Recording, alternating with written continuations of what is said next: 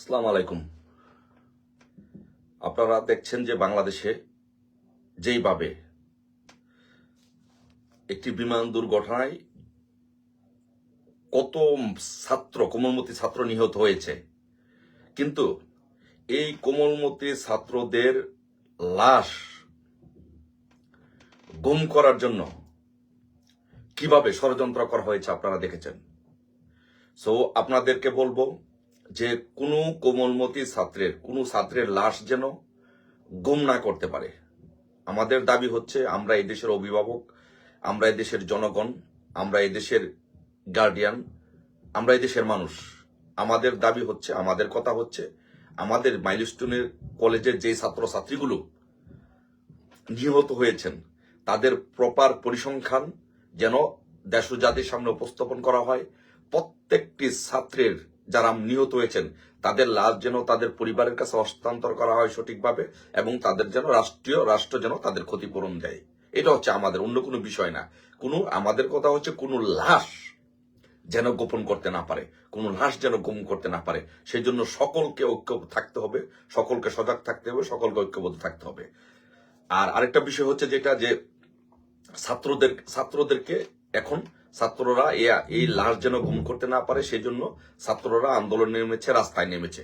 কিন্তু আমরা দেখেছি যে এই ইউনূস বাহিনী কিভাবে ছাত্রদের উপরে বেধড়ক পিটাচ্ছে। সচিবালয়ে সহ উত্তরা মাইলস্টোন কলেজের সামনে সহ সব জায়গায় ছাত্রদেরকে বেধড়ক পিটানো হচ্ছে, এবং অসংখ্য ছাত্রছাত্রী অলরেডি রক্তাক্ত হয়েছে, আহত হয়েছে।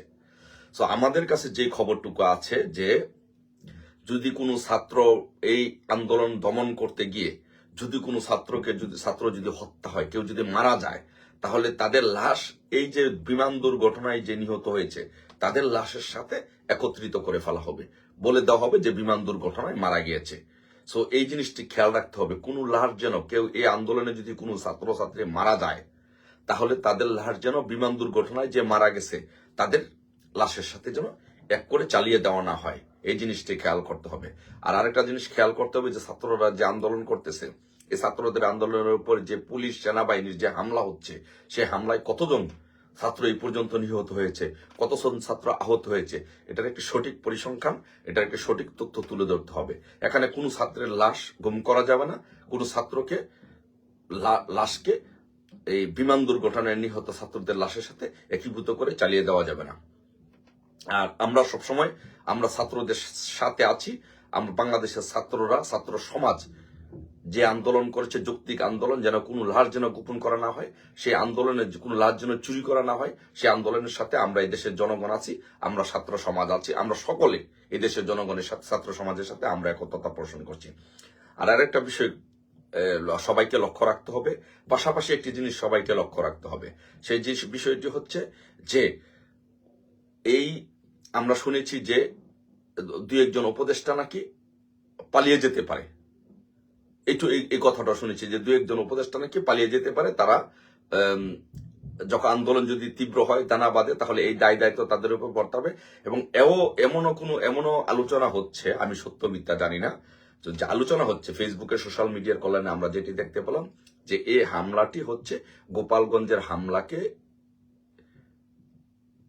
অন্য খাতে ডাইভার্ট করার জন্য। গোপালগঞ্জের হামলাটাকে, গোপালগঞ্জের সেনাবাহিনী যে গুলি করে হত্যা করা হয়েছে, সেনাবাহিনী গুলি করে যে মানুষগুলোকে হত্যা করেছে, সেখানে দেশীয় এবং আন্তর্জাতিক একটা চাপ এই সরকারের উপর সৃষ্টি হয়েছে, সেনাবাহিনীর উপর সৃষ্টি হয়েছে, সরকারের উপর সৃষ্টি হয়েছে। তো যেটুকু শুনলাম, যে এই গোপালগঞ্জে হামলার গণহত্যার বিষয়টাকে অন্য খাতে ডাইভার্ট করার জন্য এই হামলাটা হয়েছে। তো এরা নিজেরাও বুঝতে পারে না যে হামলাটা ওরা করতে গিয়ে যে এতগুলো লাশ মারা যাবে, এই পরিকল্পনা করতে গিয়ে এত মানুষ মারা যাবে, এত হতাহত হবে, এটা এরা কল্পনা করতে পারে না। এখন যার জন্য এটি সামাল দিতে পারতেছে না। এখন যদি এই পরিকল্পনাটা যদি ডিসক্লোজ হয়ে যায়, তাহলে তো মনে করেন যে আপনার উপদেষ্টাদেরকে সবাই ঘেরাও করবে, উপদেষ্টাদেরকে সবাই মেরে ফেলবে, গণপিটুনিতে উপদেষ্টারা নিহত হবে। তো সেই জন্য আমরা শুনলাম যে দুই একজন উপদেষ্টা নাকি অলরেডি নাকি দেশ ছাড়ার পরিকল্পনা করছে, দেশ ছেড়ে চলে যাবে, এরকম ফেসবুকে ভাই অসংখ্য নিউজের মধ্যে এইগুলো ভেসে আসছে। সো আপনারা এইগুলো ভালোভাবে যাচাই বাছাই করে দেখবেন, এবং আপনারা ছাত্রদের সাথে থাকবেন। আমি সবাইকে বলবো যে এদেশের জনগণকে বলবো, সকলকে বলবো যে আপনারা রাজপথে নেমে আসুন, আপনারা ছাত্রদের সাথে থাকুন, রাস্তায় থাকুন। কোনো ছাত্রের লাশ যেন গুম করতে না পারে। আমার কোনো ছাত্র, ছোট আমার সন্তান তুল্য কোনো ছাত্রদেরকে যেন হত্যা করে তাদের লাশ যেন গুম করতে না পারে, সেজন্য সকলকে এখন রাস্তায় থাকতে হবে, সকলের চোখ কান খোলা থাকতে হবে, আর সবার মোবাইল থাকতে হবে, হাতে হাতে সবার মোবাইল যেন থাকে। সবাই মোবাইল রাখবেন, সব জায়গায় লাইভ ভিডিও করে দিবেন, ইন্টারনেট শাটডাউন করে দিতে পারে, ইন্টারনেট কাট করে ফেলতে পারে। সো আপনারা সবাই যার যার মোবাইল হাতে রাখবেন, ভিডিও করবেন, লাইভ দিবেন। বাংলাদেশে যেন কোনো একটি লাশও যেন কেউ গোপন করতে না পারে, গায়েব করতে না পারে। আর আরেকটা জিনিস খেয়াল রাখবেন যে বিমান দুর্ঘটনা হোক, যে বিমান হামলা হয়েছে, দুর্ঘটনা হয়েছে, এটি পরিকল্পিত কিনা এটা নিয়ে অনেকের মনে সন্দেহ হচ্ছে, অনেকে এটি নিয়ে প্রশ্ন তুলছে। তো যেহেতু প্রশ্ন তুলছে, সন্দেহ হচ্ছে, আপনাদের কাছে অনুরোধ থাকবে যে যদি এটা সত্যি হয়ে থাকে, পরিকল্পিত হয়ে থাকে, গোপালগঞ্জের হামলাকে ডাইভার্ট করার জন্য এই হামলা যদি হয়ে থাকে, তাহলে কিন্তু উপদেষ্টারা দেশ ছেড়ে পালাবে। তো আপনারা বিমানবন্দরের দিকেও খেয়াল রাখতে হবে যেন কোনো উপদেষ্টা যেন পালাতে না পারে। তো আবারও আপডেট নিয়ে আসবো সবাইকে। এখন আপাতত আমাদের দেশবাসীকে বলবো, অনুরোধ করবো বিনীতভাবে, ঢাকা শহরের যারা আছেন সকলে রাস্তায় নেমে আসুন, ছাত্রদের পাশে দাঁড়ান। আমার কোমলমতি সন্তান তুলে ছাত্রদের পাশে সবাই দাঁড়ান। আমরা ছাত্রদের পাশে আসি ইনশাল্লাহ। ধন্যবাদ সবাইকে।